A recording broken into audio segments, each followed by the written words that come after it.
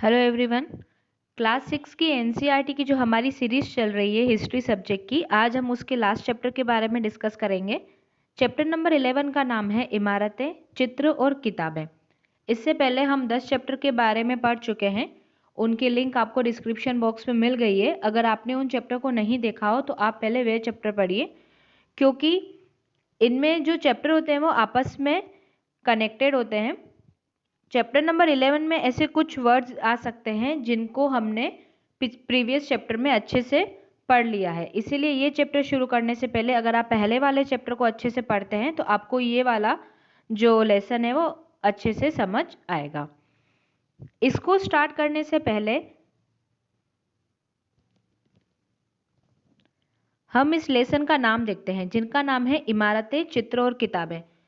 तो जैसा कि नाम से ही स्पष्ट है, इस लेसन में हम जो प्राचीन काल में इमारतें बनाई गई थी अलग अलग राजाओं द्वारा, उनके बारे में देखेंगे कि किस इमारत को किस राजा द्वारा बनाया गया था, किस टाइम पे बनाया गया था, और उसमें जो वास्तुकला और चित्रकला का जो वर्णन है उसके बारे में भी हम देखेंगे। प्राचीन काल में किन किन विद्वानों ने कौन कौन सी बुक लिखी है उसके बारे में भी हम देखेंगे। तो चैप्टर को स्टार्ट करने के साथ साथ आपको इसके नोट्स भी बनाते रहने हैं, जिससे आपको फ्यूचर में रिवीजन के लिए इजी रहेगा। क्योंकि जब आप रिवीजन करेंगे तो आपको ओनली वे नोट्स ही पढ़ना है, आप इतना पूरा चैप्टर नहीं पढ़ेंगे, इससे आपका टाइम वेस्ट होने वाला है। तो अब चलिए हम स्टार्ट करते हैं रीडिंग से। सबसे पहले इसमें हम एक स्टोरी के बारे में देखेंगे जो एनसीईआरटी की बुक में दी गई होती है, मरुत्सामी और लौह स्तंभ। मरुत्सामी जो है उसके बारे में बताया गया है कि वह आज बहुत खुश था। पहिएदार कुर्सी में बिठाकर उसका भाई उसे कुतुब मीनार दिखाता हुआ प्रसिद्ध लौह स्तंभ के सामने ले गया। धूल भरे पथरीले रास्तों से रैंप के सहारे यहाँ तक आना काफी मुश्किल था। अपने इस अनुभव को मरुत्सामी कभी नहीं भूल सकता। तो इसमें उसके भाई ने उसको दो इमारतों के बारे में बताया। सबसे पहले वो उसे कुतुब मीनार ले गए, फिर उसके बाद में लौह स्तंभ। अब इससे पहले कि हम लौह स्तंभ के बारे में पढ़ें, हम धातु विज्ञान के बारे में देख लेते हैं। प्राचीन भारतीय धातु वैज्ञानिकों ने विश्व धातु विज्ञान के क्षेत्र में बहुत योगदान दिया है। धातु विज्ञान ऐसा विज्ञान जिसमें हमें धातुओं के बारे में जानकारी मिलती है। पुरातात्विक खुदाई ने यह दर्शाया है कि हड़प्पावासी कुशल शिल्पी थे और उन्हें तांबे के धातु कर्म यानी धातु शोधन की जानकारी भी थी। तो ये किसकी बात कर रहे हैं? हड़प्पा वासियों की बात कर रहे हैं, क्योंकि सबसे पहले हमने तांबे के बारे सबसे पहले जो हड़प्पा वासी थे उन्होंने तांबे की धातु को ही यूज किया था, तो उन्हें तांबे के बारे में अच्छा खासा नॉलेज था। उन्होंने तांबे और टीन को मिलाकर कांसा भी बनाया। जहाँ तो आपको ये ध्यान रखना है कि कांसा एक मिश्र धातु है जो तांबा और टीन यानी सीसा उसको मिला करके कांसा उन्होंने बनाया, जो एक मिश्र धातु है। जहाँ हड़प्पावासी कांस्य युग से जुड़े थे, वहीं उनके उत्तराधिकारी लोह युग से संबंधित थे। तो आपको ये तो पता है ही अगर आप हिस्ट्री पढ़ रहे हैं कि सबसे पहले हमने धातु में तांबे को यूज किया था, कॉपर को, उसके बाद हमने लोहे को यूज किया था या लोहे का उपयोग किया था। भारत अत्यंत विकसित किस्म के लोहे का निर्माण करता था। इसमें जैसे है खोटा लोहा, पिटवा लोहा और ढलवा लोहा। तो ये एक जैसे आप क्लास 7th 8th की साइंस में लोहे के प्रकार देखेंगे, जिसमें आपको जो साइंटिफिक नेम होते हैं लोहे के वे मिलेंगे। इसमें हिस्ट्री में आप खाली ये समझ लीजिए कि खोटा लोहा, पिटवा लोहा और ढलवा लोहा ये लोहे के प्रकार हैं। अब हम देखेंगे लौह स्तंभ के बारे में। महरौली दिल्ली में कुतुब मीनार के परिसर में खड़ा यह लौह स्तंभ भारतीय शिल्पकारों की कुशलता का एक अद्भुत उदाहरण है। तो ये कहाँ लोकेट है? महरौली दिल्ली में जहाँ पे कुतुब मीनार है उसके परिसर में। इसकी ऊंचाई है 7.2 मीटर और इसका वजन जो है वो 3 टन से भी ज़्यादा है। तो आपको इसमें नोट्स कैसे बनाने हैं? लौह स्तंभ सबसे पहले आपको यहाँ पे देखना है कि इसकी लोकेशन क्या है, आपको वो लिखना है कि ये यहाँ पे स्थित है। उसके बाद अगर आप ऊंचाई और इसका वजन मेंशन कर लेते हैं तो ये आपके लिए ही ज़्यादा सही रहेगा अगर आप इसको नोट करते हैं तो। इसका जो निर्माण था वह लगभग 1500 साल पहले हुआ। इसके बनने के समय की जानकारी हमें इस पर खुद अभिलेख से मिलती है। अब आपके मन में अगर आप डायरेक्ट 11 चैप्टर को पढ़ रहे हैं तो आपको लगेगा कि अभिलेख क्या है। तो अभिलेख को हमने प्रीवियस वाले चैप्टर में अच्छे से डिस्कस किया है कि अभिलेख क्या है, उनको बनाने के लिखने के पीछे उनका क्या उद्देश्य होता था। तो ये सारा हमने पिछले वाले वीडियोस में या पिछले वाले लेसन्स में अच्छे से पढ़ रखा है। तो इस पर जो अभिलेख खुदे हुए हैं उसको पढ़कर हमें इसके बारे में जानकारी मिलती है। इसमें चंद्र नाम के एक शासक का जिक्र है जो संभवतः गुप्त वंश के थे। तो गुप्त वंश के जो मेन शासक थे जैसे समुद्रगुप्त, चंद्रगुप्त द्वितीय जिनका नाम था विक्रमादित्य, इनके बारे में हमने लेसन नंबर 10 में पढ़ा है। अब जो चंद्र नामक जो शासक का जिक्र किया गया है वे चंद्रगुप्त द्वितीय ही हैं, जिन्होंने विक्रम संवत के बारे में भी हमने प्रीवियस वीडियो में पढ़ा था। 58 ईसा पूर्व में इन्होंने जिसकी शुरुआत की थी। तो चंद्रगुप्त द्वितीय विक्रमादित्य ने लौह स्तंभ का निर्माण कराया था। आज तक इस लौह स्तंभ को जंग नहीं लगी है। ठीक है, यह इसकी विशेषता है। तो इसमें आपको टाइम प्लस में किसके द्वारा बनाया गया है ये भी नोट करना है अपने नोट्स में। ईंटों और पत्थरों की इमारतें। हमारे शिल्पकारों की कुशलता के नमूने स्तूपों जैसी कुछ इमारतों में देखने को मिलते हैं। स्तूप का मतलब क्या होता है? टीला।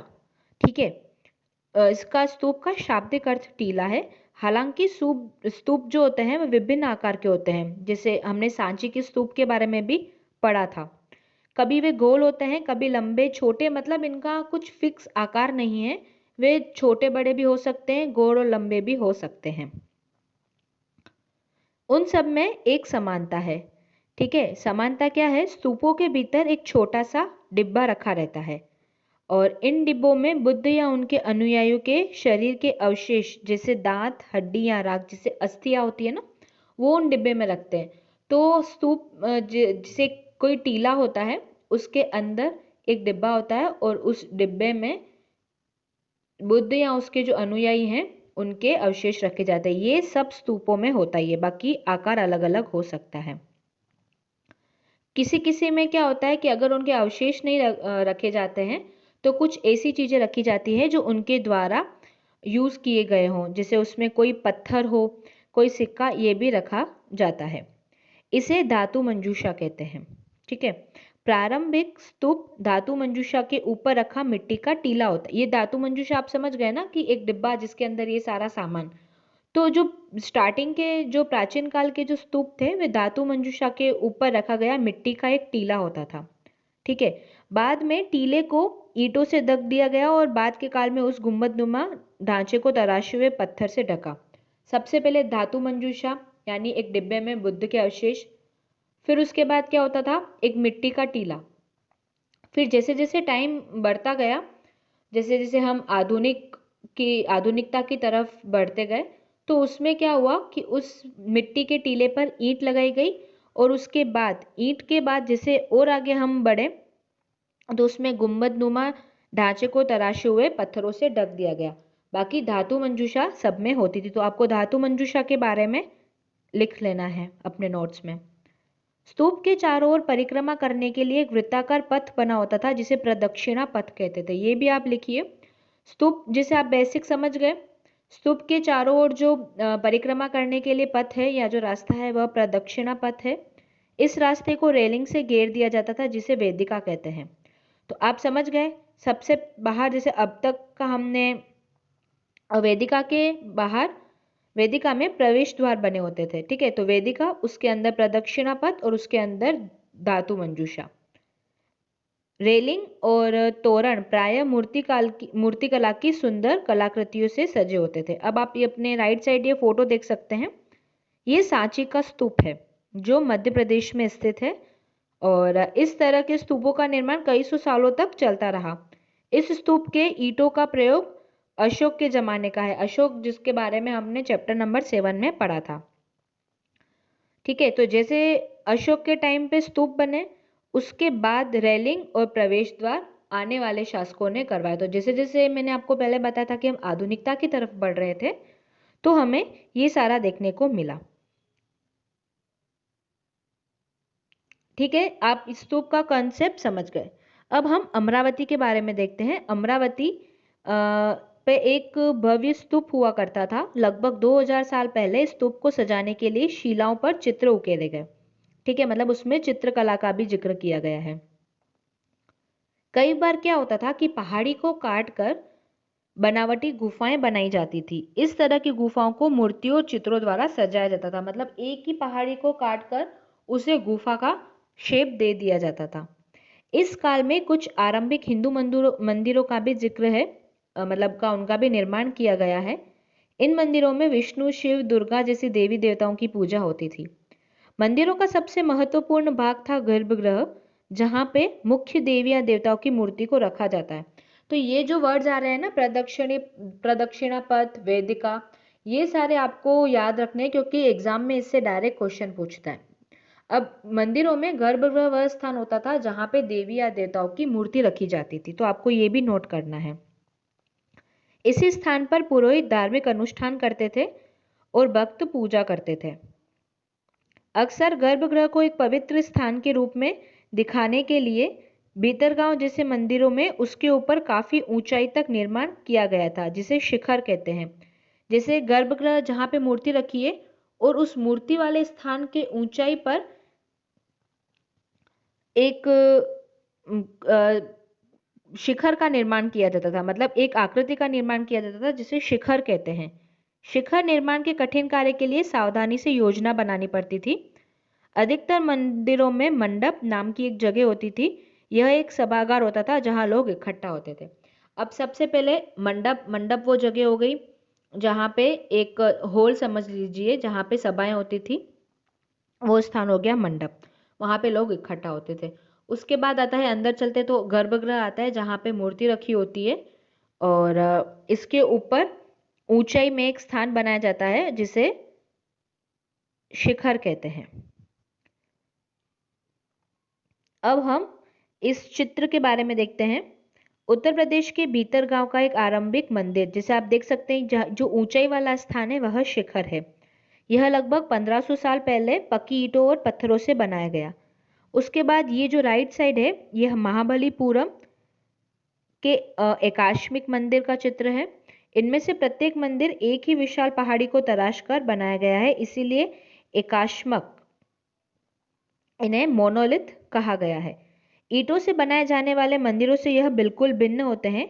ईंट से बनी इमारतों में नीचे से ईंटों की एक एक तह जोड़ते हुए ऊपर की ओर ले जाते हैं, जबकि जो चट्टान तराश कर बनाई जाती है उनमें मंदिरों को पत्थर काटने वाले जो होते हैं ऊपर से नीचे के क्रम में बनाते हैं। अब सीधी सी बात है, अगर हम चट्टान को काट रहे हैं तो हम ऊपर से नीचे की तरफ चलेंगे, और अगर हम ईंट से मंदिर का निर्माण कर रहे हैं तो एक एक ईंट को रखते हुए जाएंगे तो वो नीचे से ऊपर की तरफ बढ़ेंगे। अब जैसे हमने महाबलीपुरम की बात की, वहां पे काफी ऊंचे मंदिरों का निर्माण किया गया है। ठीक है, अब हम देखेंगे स्तूप और मंदिर किस तरह बनाए जाते हैं। स्तूप तथा मंदिरों को बनाने की प्रक्रिया में कई अवस्थाएं आती थी। इसके लिए काफी धन खर्च होता था, इसीलिए आमतौर पर राजा या रानी ही इन्हें बनवाने का निश्चय करते थे, क्योंकि इतना खर्चा था कि जनसाधारण के बस की बात नहीं थी। सबसे पहला काम क्या था कि अच्छे किस्म के पत्थर ढूंढकर शिलाखंडों को खोदकर निकालना होता था। सबसे पहले ये काम है कि हमें पत्थर ढूंढने होते थे जो भी अच्छी किस्म के हों। फिर मंदिर या स्तूप के लिए सोच विचार कर तय किए गए स्थान पर शिलाखंडों को पहुंचाना है। अब जहाँ पे वह हमने जैसे शिलाखंड तो ढूंढ लिए, पर जरूर थोड़ी जहाँ पे शिलाखंड मिले हमें वहीं मंदिर बनाना हो। तो जहाँ मंदिर बनाना है वहां ये शिलाखंड को पहुंचाना होता था। यहाँ पत्थरों को काट छाट तराशने के बाद खंबे, दीवारों की चौखट, फर्श और छतों का आकार दिया जाता था, जैसे कि बेसिक स्ट्रक्चर जैसे हमें खड़ा करना है। इन सब के तैयार हो जाने के बाद सही जगहों पर उन्हें लगाना काफी मुश्किल काम था। जैसे कि खंबे, दीवारें की चौखट ये अलग से बना के फिर वहां पे लगाई जाती थी, तो ये काम भी उनके लिए काफी मुश्किल था। जैसे सबसे पहले शिलाखंडों का चयन करना, फिर उसके बाद में कहाँ मंदिर बनाना है वहां उनको शिफ्ट करना, फिर नक्शा डिसाइड करना, फिर उसके बाद में छत, फर्श, चौखट का निर्माण करके वहां सब उन्हें सेट करना। अब यहाँ पे ये जो आप चित्र देख रहे हैं वे उड़ीसा का एक जैन मठ है। एक पहाड़ी को खोदकर इस 2 मंजिले इमारत को बनाया गया। कमरों में प्रवेश द्वारों को ये जो कमरे हैं उनकी एंट्रेंस को इसमें देखने के लिए कहा गया है। इसके अंदर जैन भिक्षु रहते थे और वे ध्यान साधना करते थे। ठीक है, तो ये बताया गया है कि ये 2 मंजिला इमारतें बनाने में इन्हें काफी टाइम लगा था। इस तरह के शानदार ढांचों का निर्माण करने वाले शिल्पकारों को सारा खर्च संभवतः राजा या रानी ही देते थे, क्योंकि वे उनका निर्माण कराते हैं। इसके अतिरिक्त इन स्तूपों या मंदिरों में आने वाले भक्त जो उपहार अपने साथ लाते थे उनसे इमारत की सजावट की जाती थी। जैसे कि जो भी भक्त हैं वे उनके जो वे उपहार दे रहे हैं, गिफ्ट दे रहे हैं, सजावट का काम उनसे किया जाता था। जैसे किसी ने हाथी दांत दे दिए उसको, अगर हाथी दांत का काम है तो सांची के अलंकृत प्रवेश द्वार को में जो तोरण बनाते हैं ना, उसका खर्च किसी एक भक्त ने दिया था और वह हाथी दांत बनाने का काम करता था। कोई हाथी दांत भी दे देते थे। इनकी सजावट के लिए पैसे देने वालों में व्यापारी, कृषक, माला बनाने वाले, इत्र बनाने वाले, लोहा, सुनार तथा ऐसे कई स्त्री पुरुष शामिल थे जिनके नाम खंभों, रेलिंग और दीवारों पर खुदे हुए हैं। ठीक है, जैसे जिन जिन ने भी दान दिया अपनी क्षमता अनुसार, तो उनको उनके सामान को एक तो सजावट के रूप में यूज किया गया, उनके बाद उनका नाम खंभों पर भी लिखा गया। अब हम देखते हैं चित्रकला के बारे में। जैसे ये जो आप चित्र देख रहे हैं ये अजंता की गुफा में एक चित्र है। अब ये जो भी नाम इसमें हम यूज कर रहे हैं, महाबलीपुरम, ऐहोल, अजंता, तो आपको क्या करना है अपने नोटबुक में जिसमें आप नोट्स लिख रहे हैं उनमें ये कहाँ कौन से स्टेट में है, कौन से जिले में है, आपको इनका नाम लिखना है, ताकि आप फिर उन्हें आप मैप में भी ढूंढिए ताकि आपका जियोग्राफी वाला पोर्शन भी साथों साथ कवर होता जाएगा। अब हम देखेंगे अजंता के बारे में।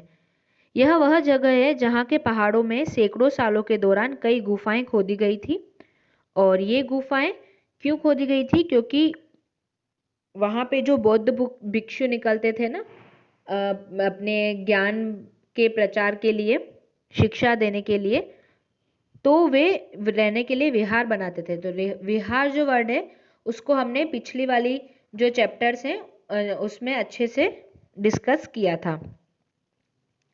इनमें से कुछ को चित्रों द्वारा सजाया गया है। तो ये जो गुफाएं हैं उन्हें चित्रों के द्वारा सजाया गया है, जैसे अजंता की गुफाएं, एलोरा की गुफाएं। गुफाओं के अंदर अंधेरा होने के कारण अधिकांश चित्र मशालों की रोशनी में बनाए गए थे। इन चित्रों के रंग 1500 साल बाद भी चमकदार है। मतलब एक तो अंदर अंधेरा, उसके बाद चित्र इतने अच्छे होते थे और वो भी खाली मशालों की रोशनी में बनाए गए थे। उनके 1500 साल बाद भी इनके रंग कम नहीं पड़े हैं और ये जो रंग है वो पौधों और खनिजों से बनाए गए थे। और ये किन किन लोगों ने इसको बनाया है ये अभी तक हमें पता नहीं चला है। ठीक है, तो अब तक हमने जैसे लोह स्तंभ, ये स्तंभ जो भी बने हैं इमारतें, उनके बारे में देखा, मंदिरों के बारे में देखा और गुफाओं के अंदर जो चित्रकला थी उनके बारे में देखा। क्लास 6 के एनसीईआरटी में चित्रकला और इन सब का इतना ही वर्णन दिया गया है। जैसे जैसे हम आगे की क्लास पढ़ेंगे हम चित्रकला और इनके बारे में थोड़ा डीप में पढ़ेंगे। अब हम देखेंगे पुस्तकों की दुनिया। इस युग में कई प्रसिद्ध महाकाव्यों की रचना की गई और ये जो रचना है वे देवी देवताओं की कथाओं से जुड़ी हुई हैं। करीब 1800 साल पहले एक प्रसिद्ध तमिल महाकाव्य सिलपदिकारम की रचना इलांगो नामक कवि ने की थी। तो आपको ध्यान रखना है कि सिलपदिकारम की रचना किसने की थी? इलांगो ने, और ये तमिल महाकाव्य है। इसमें कोवलन नाम के एक व्यापारी की कहानी है। वह पुहार में रहता था। अपनी पत्नी कन्नगी की उपेक्षा कर वह एक नर्तकी माधवी से प्रेम करने लगा। बाद में वह और कन्नगी पुहार छोड़कर मदुरै चले गए। वहां पांड्य राजा के दरबारी जोरी ने कोवलन पर चोरी का झूठा आरोप लगाया, जिस पर राजा ने उसे प्राणदंड दे दिया। कन्नगी जो अभी भी उससे प्रेम करती थी, इस अन्याय के कारण दुख और रोष से भर गई और उसने मदुरै शहर का विनाश कर दिया। तो ये स्टोरी उसमें दी गई है। ठीक है, कि उसके पति को प्राणदंड दे दिया, जिससे उसकी वाइफ ने मदुरै शहर को का विनाश कर दिया। अब इसमें हम एक और जो सिलपदिकारम से लिया गया एक और वर्णन है उसमें देखते हैं। यहाँ कवि ने कन्नगी के दुख का इस तरह वर्णन किया है। ओ मेरा दुख तो देखो, तुम मुझे सांत्वना तक नहीं दे सकते। क्या यह सही है कि विशुद्ध सोने से भी सुंदर तुम्हारा शरीर बिना धूल से इतना सना यूं ही पड़ा है? यह कहाँ का न्याय है कि गोधूली की इस स्वर्णिम आभा में फूलमाला से ढके सुंदर वक्ष स्थल वाले तुम जमीन पर गिर पड़े हो। मैं अकेली असहाय और हताश होकर खड़ी हूँ। क्या ईश्वर नहीं है? क्या इस देश में ईश्वर नहीं है? पर क्या उस स्थान पर ईश्वर रह सकते हैं जहाँ के राजा की तलवार निर्दोष नवागंतुक के प्राण ले लेती है? क्या ईश्वर नहीं है? नहीं है। तो ये जो उसकी वाइफ थी कन्नगी, उसने यह सब कुछ लिखा है। एक और तमिल महाकाव्य मणिमेखलाई को करीब 1400 साल पहले सतनार द्वारा लिखा गया था। तो आपको ये भी नोट करना है, मणिमेखलाई सतनार। इसमें कोवलन और माधवी की बेटी की कहानी है। ये रचनाएं कई सदियों पहले खो गई थी। उनकी पांडुलिपियां दोबारा लगभग 100 साल पहले मिली हैं। तो वो रचनाएं खो गई थी पर पांडुलिपि उनकी मिली है। अन्य लेखक जैसे कालिदास है, जिसके बारे में हमने चैप्टर नंबर 10 में पढ़ा था, उनके जो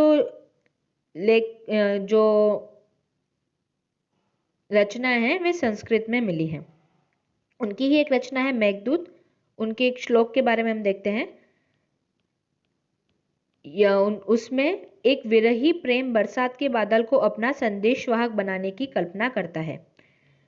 जो इसमें दी गई है कि तुम्हारे बौछारों से मुलायम हो उठी मिट्टी की भीनी खुशबू से भरे हाथियों की सांस में बसी जंगली गुलर को पकाने वाली शीतल बयान तुम्हारे साथ धीरे धीरे बहेगी। तो इसमें ये मेघदूत में क्या वर्णन किया गया है ये हमें नहीं ध्यान रखना, बस मेघदूत किसकी रचना है ये हमें ध्यान रखना है। पुरानी कहानियों का संकलन और संरक्षण, जो कहानियां उनका है संकलन किया गया है। हिंदू धर्म से जुड़ी कई कहानियां जो बहुत पहले से प्रचलित थी इसी काल में लिखी गई है। इनमें पुराण भी शामिल है। पुराण का मतलब होता है प्राचीन, ठीक है, यानी जो प्राचीन काल में जो भी कथाएं थी उनका संकलन हमें पुराणों में मिलता है। तो पुराण में विष्णु, शिव, दुर्गा, पार्वती जैसे देवी देवताओं से जुड़ी कहानियां हैं। इनमें इन देवी देवताओं की पूजा की विधियां भी दी गई है और संसार की सृष्टि और राजाओं के बारे में भी हमें जानकारी पुराणों से मिलती है। अधिकतर जो पुराण है वे सरल संस्कृत श्लोक में लिखे गए हैं, जिससे सब उन्हें सुन भी सके और समझ भी सके, क्योंकि तब जनसाधारण की भाषा संस्कृत थी और वहाँ के लोगों को संस्कृत इजी में समझ आती थी। स्त्रियां और शूद्र जिन्हें वेद पढ़ने की अनुमति नहीं थी वे इन्हें सुन सकते थे पुराणों को। पुराणों का जो पाठ है वे पुजारी मंदिरों में किया करते थे, जिससे लोग सुनते थे। 2 संस्कृत महाकाव्य के बारे में हम देखेंगे। पुराण के बारे में हमने देख लिया कि प्राचीन काल के जो भी कथा है उनका संकलन, प्लस में देवी देवताओं और सृष्टि की रचना कैसे हुई और देवी देवताओं की पूजा कैसे की जाती, इन सारी विधियों का वर्णन हमें पुराणों में मिलता है। अब हम 2 संस्कृत महाकाव्य के बारे में देखते हैं जिनका नाम है महाभारत और रामायण। ये काफ़ी फेमस है, सब इनके बारे में सबने सुना ही होगा। महाभारत है जो कौरवों और पांडवों के बीच की युद्ध की कहानी है और इस युद्ध का उद्देश्य पुरुवंश की राजधानी हस्तिनापुर की गद्दी प्राप्त करना था। ये 1500 साल पहले लिखी गई थी। माना जाता है कि पुराणों और महाभारत दोनों ही व्यास नाम के ऋषि ने संकलित किए थे और महाभारत में ही भगवत गीता है। भगवत गीता के बारे में हमने चैप्टर नंबर 9 में पढ़ा था। तो महाभारत जिसका वर्णन किसने किया? वेद व्यास जी ने। रामायण की कथा कौशल के राजकुमार राम के बारे में है। उनके पिता ने उन्हें वनवास दे दिया था। वन में उनकी पत्नी सीता का लंका के राजा रावण ने अपहरण कर दिया था। सीता को वापस पाने के लिए राम को लड़ाई लड़नी पड़ी। वे विजय होकर कौशल की राजधानी अयोध्या लौटे। तो ये सारी स्टोरी भगवान राम और सीता की है। महाभारत की तरह ही रामायण भी एक प्राचीन कहानी है जिसे बाद में लिखित रूप दिया गया और संस्कृत रामायण के लेखक जो हैं वे वाल्मीकि हैं। अब है आम लोगों द्वारा कही जाने वाली कहानियां। आम लोग भी कहानियां कहते थे, कविताओं और गीतों की रचना करते थे, उन्हें गाते थे, नाचते थे और नाटकों को खेलते थे। तो इन सब का संकलन भी किया गया। इनमें से कुछ तो इस समय के आसपास जातक और पंचतंत्र की कहानियों के रूप में लिखकर सुरक्षित कर लिए हैं। जातक कथाएं जो हैं वो स्तूपों की रेलिंग और अजंता के चित्रों में भी दर्शाई गई है। जो बुद्ध की जातक कथाएं जो हैं वे काफी फेमस है। अब हम इसमें एक बंदर राजा की कहानी देखते हैं। एक समय बंदरों का एक महान राजा हुआ। वह हिमालय पर गंगा के किनारे अपने 80,000 अनुयायियों के साथ रहता था। इन सारे बंदरों को एक खास आम के पेड़ के फल बहुत प्रिय थे। ये आम बड़े मीठे होते थे और धरातल पर ये इतने स्वादिष्ट नहीं लगते जितने वे पेड़ पर लगते थे। एक दिन एक पका हुआ आम गंगा नदी में गिर कर बहते बहते वाराणसी पहुंच गया। उस वक्त नदी में वहां का राजा नहा रहा था। उसे वह आम मिला तो उसने उसे टेस्ट किया और वह हैरान हो गया। उसने अपने राज्य के जंगलों की देखभाल करने वालों से पूछा कि क्या वे इस आम के पेड़ को ला सकते हैं या नहीं। वे राजा को हिमालय की पहाड़ी पर ले गए। वहां पहुंचकर राजा तथा उसके दरबारियों ने खूब आम खाए। रात में राजा ने देखा कि बंदर भी पके आमों का मजा ले रहे थे। राजा को यह बात बुरी लगी और उसने उन्हें मार डालने का फैसला किया। बंदरों के राजा ने अपनी प्रजा को बचाने की एक योजना बनाई। उसने आम के पेड़ की टहनियों को तोड़कर उन्हें आपस में बांधकर नदी पर एक पुल बनाया। उसके एक छोर को वह तब तक पकड़े रहा जब तक उसकी सारी प्रजा ने नदी को पार न कर लिया। पर इस प्रयास से वह इतना थक गया कि मरणासन होकर गिर पड़ा। राजा ने जब यह देखा तो उसने बंदर राजा को बचाने की काफी कोशिश की, पर वह सफल नहीं हुआ। बंदर राजा की मृत्यु पर उसे शोक हुआ और राजा ने उसे पूरा सम्मान दिया। ठीक है, तो ये एक बंदर की स्टोरी है। ये स्टोरी मध्य भारत में बरहुत का एक स्तूप है, उनमें एक पत्थर पर ये जैसे आप ये चित्र भी देख सकते हैं, उसमें ये पूरा दर्शाया गया है। तो इसमें चित्रकला के माध्यम से पूरी स्टोरी दर्शाई गई है। अब हम विज्ञान की पुस्तकों के बारे में देखते हैं। अब तक तो हमने जैसे महाकाव्य और इनके बारे में देख लिया, अब हम विज्ञान की पुस्तकों के बारे में देखेंगे। इसी समय गणितज्ञ और खगोल शास्त्री आर्यभट्ट ने संस्कृत में आर्यभट्टियम नामक पुस्तक लिखी। तो आप ये बुक नोट डाउन कर लेना। इसमें उन्होंने लिखा कि दिन और रात पृथ्वी के अपनी दूरी पर चक्कर काटने की वजह से होते हैं, जबकि लगता है कि रोज सूर्य निकलता है और डूबता है। दिन होता है जब पृथ्वी अपने अक्ष पर घूमती है, उसमें वह 24 घंटे रहती है। और पृथ्वी जो है वो सूर्य के चारों ओर चक्कर लगाती है, जिसमें वो 365 दिन का टाइम लेती है, जो होता है 1 वर्ष।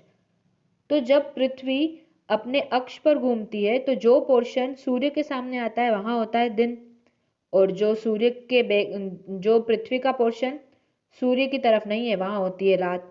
तो इसी प्रकार साल में जो पोर्शन पृथ्वी का सूर्य के सामने होता है तब होती है गर्मी, और जो पोर्शन सूर्य के सामने नहीं होता तब होती है सर्दी।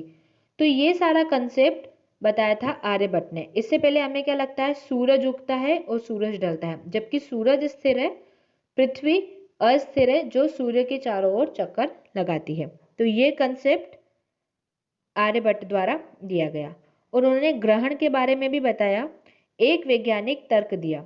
उन्होंने वृत्त की परिधि को मापने की भी विधि ढूंढ निकाली, जो लगभग उतनी ही सही है जितनी की आज प्रयुक्त होने वाली परिधि। जैसे 2πr होती है ना वृत्त की परिधि, तो यह परिधि नापने की विधि भी आर्यभट्ट ने ही बताई थी।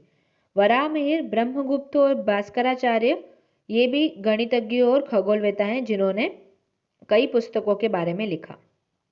अब हम देखते हैं कि जो शून्य की खोज है वह भी आर्यभट्ट ने ही की थी।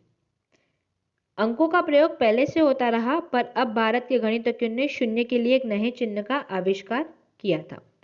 अब आयुर्वेद के बारे में देखते हैं। आयुर्वेद जो है वो चिकित्सा विज्ञान की ही एक शाखा है जो प्राचीन भारत में विकसित हुई थी।